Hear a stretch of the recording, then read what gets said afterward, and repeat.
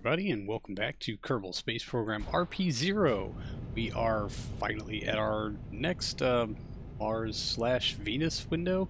Kerbal Alarm Clock was telling me I had a window for both planets within 2 days of one another. I did some, I don't know, node plotting from Kauai Potato Station, and it turned out both of these transfers were like 4.5 kilometers per second, which is easily outside of our normal range of, I don't know, expendable delta V that we can use to hit targets. We usually budget about 4,100 because I'm a terrible pilot and need the margins to cover errors and mid-course corrections. So you may be asking then, why the hell am I launching this? Well, it also turns out that our inclination with the moon made it such that our ascent trajectory would put our apogee right around the place where a node would be to transfer to Mars, because, well, as you can see, this is a nighttime launch, so we're going to be on the nighttime side of the planet. Sadly, the opposite was not true 12 hours later for Venus, and being on the daytime side of the planet. So basically, the gist of this is that we can use the extra delta V from the core stage of our DN6 rocket here. We usually end our orbital insertion with somewhere between 600 and 800 meters per second left in that core tank. Well, if we just go ahead and burn through it, that actually gives us quite a nudge that we need to plot this maneuver to Mars, bringing our total transfer delta V down to right around 4 kilometers per second, which is within margin.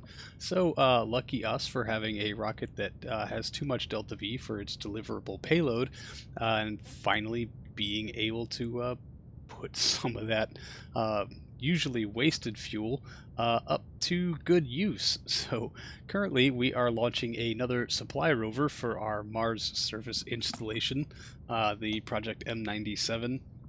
That was started like 3 years ago, in game years, not actual years. But we basically we blew up one of our supply rovers on the way up, and the other one slingshotted just past Mars and kept going. So we were unable to land a crew there for another reason. Also, is that our descent stage for our semi-reusable Mars lander, well, decided to attempt its mission early and plowed itself into the Martian surface at, somewhere around Mach 2-ish, give or take. So unfortunately, that crew that was destined for that landing has also been recalled. They're currently en route back to Earth. We do have a 5-crew complement at Harmonia Station currently. 4 of them will be making the trip down to the surface if this launch and the launch of our what we're calling the delivery basket, the descent stage of our, well, I guess it's Ash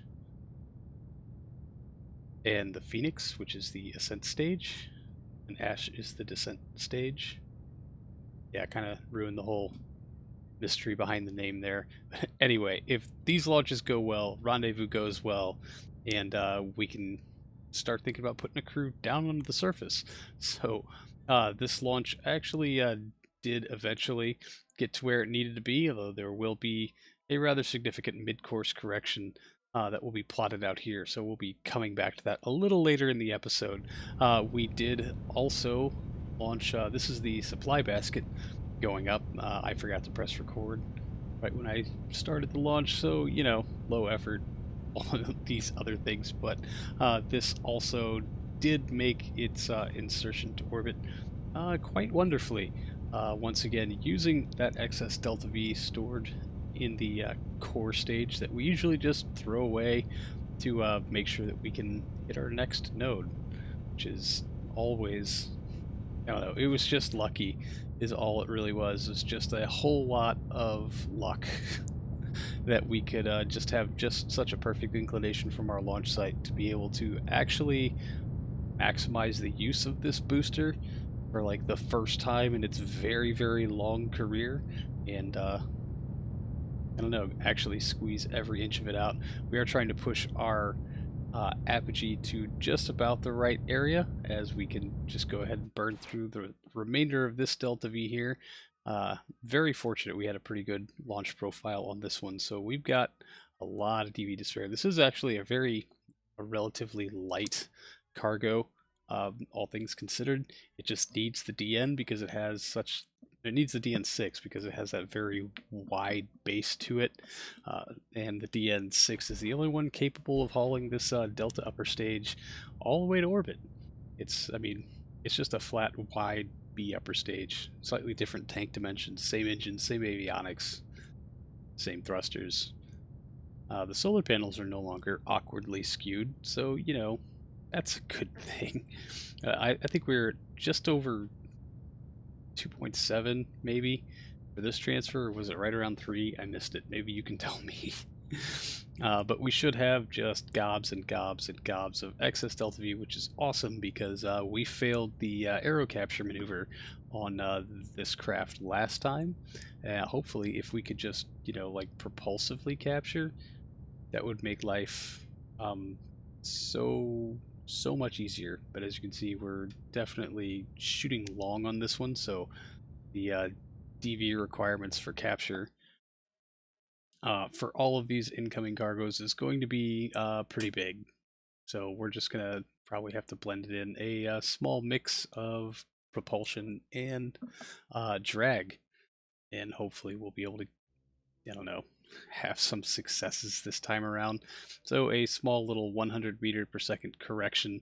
We're just going to go ahead and fire up the HG3 for that and work through as much of it as possible, and then correct on RCS to the best of our ability. Its thruster's not balanced. We've got all the ones on the payload themselves turned off. But yeah, we were in fact able to get that on course. Also this window, we did launch 2 of these kerosene liquid oxygen resupply pods. These are the Lima pods. We launched a Delta pod that has Aerozine 50 and nitrogen tetroxide, and a Charlie pod, which is life support, although we're probably not going to show the launches for those anymore because they've gone up the exact same thing literally 1,000 times. So I'll just be sure to let you know when we're doing that, so that resupplies have been dispensed, and that's where all of our money has gone in building replacements. Anyway, this is the mid-course correction just a couple of days later for our descent stage. This was initially supposed to be like a couple of tenths of a meter per second. Now it is 500. We should have waited just another couple of days, but I figure, hey, we've got an extra 2 kilometers per second. Why not just use it in the worst possible manner whatsoever? And of course, KSP was not cooperating with making nodes, nor was it cooperating with, running very well at this point. I had KSP running for probably 4.5 hours, which is the longest I've been able to play KSP since Extra Life last November, and it did feel quite good, I have to say. So we're just going to transfer some of this thruster fuel around, see if we can't get better balance and a little more torque on it, and there it is. That's a pretty good encounter. So we're just going to lock everything up and set our node, set our alarm clock, and we'll keep it with that. Moving very swiftly along to a unfortunate misclick, we're going to load up an empty SKS Heavy because we're going to start bringing up the next couple of components for our prospective long-range crewed duration interplanetary vehicle, for which we don't have a name, and I don't think we should name it until we have everything worked out. Now, I should mention that I did load in a new parts mod. It's a greenhouse mod to work with TAC life support. It was built for 1.1.3, and Wookie Goldberg over on the Discord did me the huge favor of trying to balance it and make it somewhat realistic. It does include a new resource of fertilizer that our Kerbals will need to grow food in deep space, and hopefully lessen our requirements for, well, resupplies, most notably. But you may remember a few episodes back, we built a reactor that I was going to, well, a part that I was going to use to emulate a reactor for providing electrical power. Well, they don't like being in these 4-meter bays. It just clips. It doesn't really know what to do with the placement nodes. So I just kind of abandoned trying to use Uzor Welder mod to make that work at all, really. I don't quite have the metrics for heat and dissipation of heat figured out yet, and I need to figure out something that's fair. But for the time being, we're just going to stuff a bunch of RTGs into a 4-meter bay with some radiators and some batteries and call it a day and take the hit on the part count.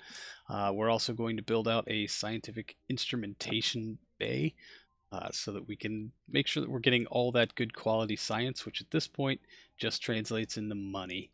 And oh boy, do we ever like money. So this is obviously going to be the science core plus a power supply. We'll see if that power supply is adequate enough to provide for our power consumption needs, although obviously we'll have to wait until the whole thing is assembled in orbit to get that done. So with our action group set up and a tug mostly built, yeah, we want to make sure that we can get good thruster balance so that I don't spend 10,000 years trying to dock this thing and get it all tucked up in the bay. In about 100 days, we'll get it off the pad. That's going to do it for this one, everyone. Thank you so much for hanging out. I really appreciate it. I'll see you all in the next one.